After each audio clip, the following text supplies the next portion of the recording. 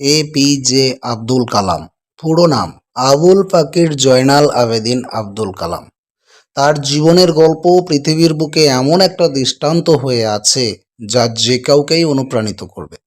কিভাবে একজন সাধারণ মাঝির ছেলে ভারতের সবচেয়ে বড় বিজ্ঞানী হয়েছেন, তারপর একজন সফল রাষ্ট্রপতি হয়েছেন, সে গল্প আশা জাগাবে সকলের মনে। আপনাকে মনে এই বিশ্বাস জন্মাতে সাহায্য করবে যে সৎ মনে নিঃস্বার্থভাবে আপনি যদি কোনো কাজ করে যান, তার ফল আপনি অবশ্যই পাবেন। এপিজে আব্দুল কালামের এই জীবনটি অন্য দিনের মতো গতানুগতিক বায়োগ্রাফির মতো করে না বলে আপনাদেরকে জানাবো গল্প আকারে। সবাইকে স্বাগতম জানাই এপিজে আব্দুল কালামের জীবনীর এই সফরে। তামিলনাড়ুর রামেশ্বরমের সাধারণ এক পরিবারে 1931 সালের 15ই অক্টোবর জন্ম হয় এপিজে আব্দুল কালামের। তখন রামেশ্বরম ব্রিটিশ ভারতের মাদ্রাজ প্রেসিডেন্সির অন্তর্গত ছিল। তার বাবার নাম হচ্ছে জয়নুল আবেদিন এবং মায়ের নাম হলো আসিয়াম্মা। তার জীবনে তার বড় বোন জোহরা এবং ভগ্নিপতি আহমাদ জালালউদ্দিনেরও অনেক প্রভাব ছিল। আব্দুল কালামের খুব ছোট বয়স থেকেই আকাশে ওড়ার শখ ছিল। সাগর পাড়ে বড় হওয়া কিশোর কালাম যখন আকাশে পাখিদের উড়তে দেখতেন, তার মনে তাদের মতো খোলা আকাশে উড়ে বেড়ানোর ইচ্ছা জাগত। এবং মজার ব্যাপার হচ্ছে, রামেশ্বরম থেকে আকাশে উড়তে পারা প্রথম মানুষটি হলেন যুবক বয়সের সেই আব্দুল কালাম। এপিজে আব্দুল কালাম তার শিক্ষা জীবন শুরু করেন রামনাথপুরের সোয়ার্জ ম্যাট্রিকুলেশন বিদ্যালয়ে। সেখান থেকে সাধারণ শিক্ষা সমাপ্ত করে মাদ্রাজ বিশ্ববিদ্যালয়ের অধীনে তিরুচিরাপল্লীর সেন্ট জোসেফ কলেজ থেকে পদার্থবিদ্যায় তিনি কিন্তু ডিগ্রি অর্জন করেন। তিনি তার পদার্থবিদ্যার স্নাতক শেষ করেই অনুধাবন করতে পারেন যে আসলে পদার্থবিদ্যা তার জন্য উপযুক্ত সাবজেক্টই ছিল না। এপিজে আব্দুল কালাম ছোটবেলা থেকে আকাশে ওড়ার যে স্বপ্ন নিয়ে বেড়ে উঠেছেন, সে স্বপ্নের পথ এই সাবজেক্টের শেষ প্রান্তে পাওয়া যাবেই না।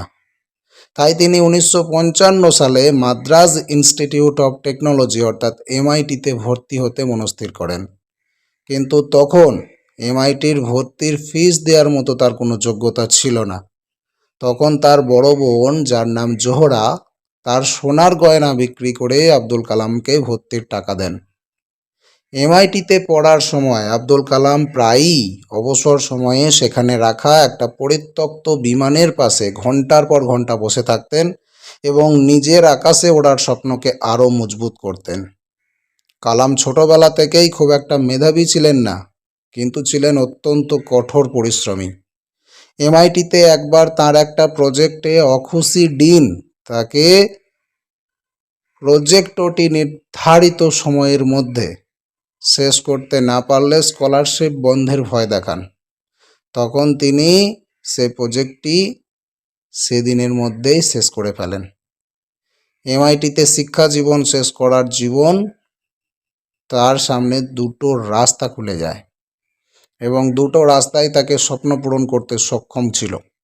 একটা ভারতীয় বিমান বাহিনীর চাকরি, অন্যটা ছিল ভারতীয় মিনিস্ট্রি অফ ডিফেন্সের director of technical development and প্রোডাকশনের।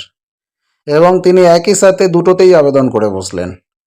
এবং এমন সময় এই দুই জায়গা থেকেই তার ইন্টারভিউয়ের জন্য ডাক চলে এলো এবং ইন্টারভিউয়ের স্থান দুটো ভারতের দুই প্রান্তে ছিল 2000 কিলোমিটার দূরে। জীবনে প্রথমবার আব্দুল কালাম বিমানে সফর করলেন এবং অবাক হয়ে আকাশ থেকে নিজের জন্মভূমিকে দেখলেন। দুইটি ইন্টারভিউ দিয়ে তিনি ফিরে আসলেন। এয়ারফোর্সে 25 জন ক্যান্ডিডেট এর মধ্যে হলেন তিনি নবম। চরম হতাশ হলেন তিনি। এয়ারফোর্সে তার যাওয়া হলোই না, কিন্তু কয়েকদিন পরেই ডিফেন্স মিনিস্ট্রিতে তার ডাক পড়ল এবং সেখানে সিনিয়র সায়েন্টিস্ট অ্যাসিস্ট্যান্ট হিসেবে তিনি জয়েন করলেন। এখান থেকেই শুরু হয় তার জীবনের উত্থানের গল্প। এখান থেকে তার মেধা এবং কাজের প্রতি নিষ্ঠা দেখে তার ইন্ডিয়ান স্পেস রিসার্চ প্রোগ্রামে পদোন্নতি হয়ে গেল। সেখান থেকে রকেট সায়েন্সের উপর প্রশিক্ষণ নিতে তাকে আমেরিকায় পাঠিয়ে দেওয়া হলো।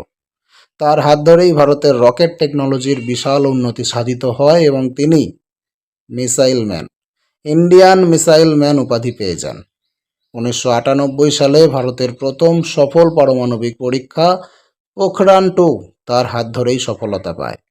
তিনি 1981 সালে পদ্মভূষণ, 1990-তে পদ্মবিভূষণ, 1997 সালে ভারতের সর্বোচ্চ সম্মান ভারতরত্ন উপাধি সহ বিভিন্ন দেশি বিদেশি পদক এবং সম্মানে ভূষিত হন। 15 অক্টোবর 1991-তে তিনি 60 বছরে পদার্পণ করেন এবং নিজের রিটায়ারমেন্টের অপেক্ষায় তিনি ছিলেন। ইচ্ছা ছিল গরিব বাচ্চাদের জন্য একটা স্কুল খুলবেন, সেখানে তাদের শিক্ষা দেবেন এবং নিজের জীবনের অভিজ্ঞতা যা মানুষের কাজে লাগবে তা লিখিত আকারে সংরক্ষণ করে যাবেন। করেছিলেনও তাই। কিন্তু 2002 সালে ভারতীয় জনতা পার্টি এবং কংগ্রেসের ভারতের সবচেয়ে বড় দুই দলের মতামতের ভিত্তিতে 2007 সাল পর্যন্ত ভারতের রাষ্ট্রপতির দায়িত্বও পালন করেন। তিনি মানুষের মাঝে জ্ঞান ছড়িয়ে দিতে পছন্দ করতেন, ভালোবাসতেন নিজের জীবনের শিক্ষা তরুণ প্রজন্মের মাঝে পৌঁছে দিতে। তেমনি 2015 সালে 27শে জুলাই মেঘালয়ের শিলং শহরে অবস্থিত ইন্ডিয়ান ইনস্টিটিউট অফ ম্যানেজমেন্ট নামক প্রতিষ্ঠানে বসবাসযোগ্য পৃথিবী বিষয়ে তিনি বক্তব্য রাখছিলেন। ভারতীয় সময় 6:30। বক্তব্য রাখা অবস্থায় তার হার্ট অ্যাটাক হয়ে যায় এবং তাকে বেথানি হাসপাতালে নিয়ে যাওয়া হলে সন্ধ্যা 7:45 নাগাদ তার মৃত্যু হয়। 84 বছর বয়সে দেশের জন্য নিজের সমগ্র জীবন উৎসর্গ করে যাওয়া এ মহাপুরুষটা পরলোক গমন করেন। 29শে জুলাই তার জন্মস্থান রামেশ্বরমেই তাকে দাফন করে দেওয়া হয়। তিনি তার কর্মজীবনে দেশের সেবায় পার করেন। এ সময়ে তার পরিবার পরিজন বলতে ছিল অসংখ্য বইযুক্ত একটা আলমারি এবং সারা দেশের মানুষের ভালোবাসা। দেশ এবং দেশের মানুষই ছিল তার পরিবার। এদের ছেড়ে বিয়ে এবং সংসার করা তার হয়েই ওঠেনি।